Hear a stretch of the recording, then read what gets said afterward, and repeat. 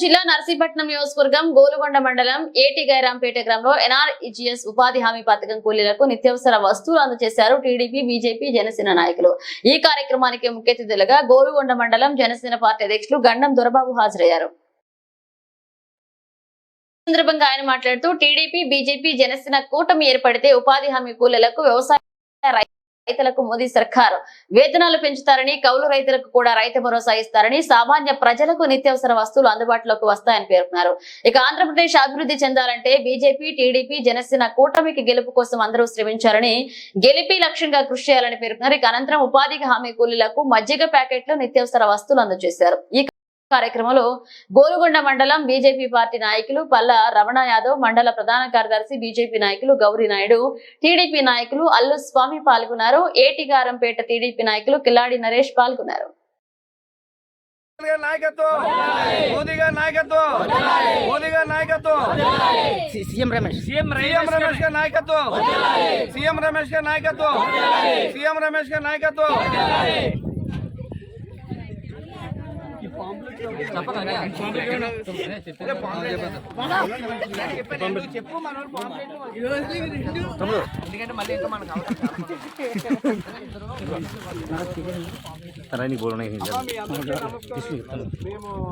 TDP, Janasena, BJP నుంచి వచ్చాం.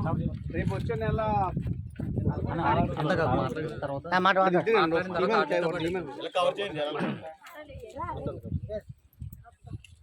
వచ్చే నెల 13వ తారీఖుని ఎలక్షన్ ఉంది. మీకు తెలుసు కదా, మీ అందరికీ తెలుసమ్మా? 13వ తారీఖుని ఆ రోజు వచ్చేటంటే మనకి 2 ఓట్లు ఇస్తారు. 2 ఓట్లు ఉంటాయి.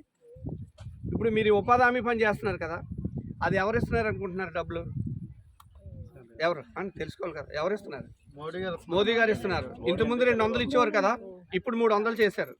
అలాగే రోజు మీరు రైస్ తీసుకుంటున్నారు, ప్రీ బియ్యం.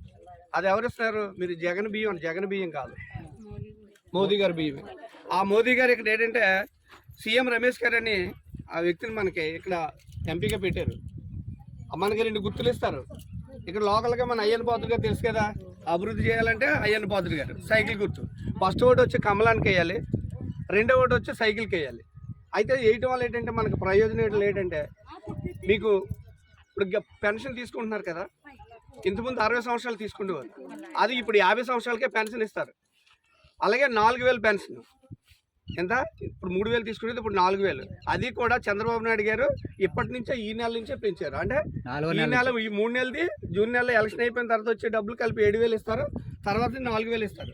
అలాగే ప్రతి మహిళకి 18 సంవత్సరాలు దాటితే, అంటే ఇంట్లో భర్తకి పెన్షన్ ఇస్తే ఆడవాళ్ళకి కూడా 1500, 18 సంవత్సరాల వయసు దాటి ప్రతి నెల 1500 మీకు కూడా ఇస్తారు.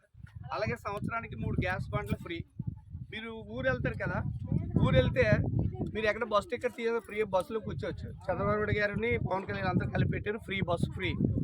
అలాగే ఇల్లు కట్టుకుంటే ఇప్పుడు 1,80,000. అది కూడా ఇచ్చేది ఎవరు? మోదీ గారే. కానీ ఇక్కడ వైఎస్ జగన్ గారి పేరు చెప్పి జగన్ గృహకల్ప అంటున్నారు. కాదు, అయినా 1,80,000 ఇచ్చేది కూడా.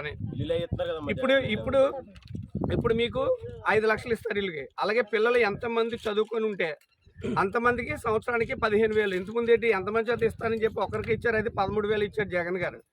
నిత్యావసర వస్తువులు పెరిగినాయి, కరెంటు బిల్లులు పెరిగినాయి.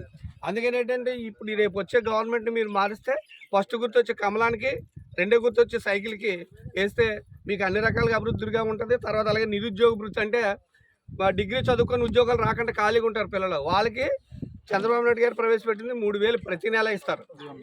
ప్రతి నెల ఇస్తారు.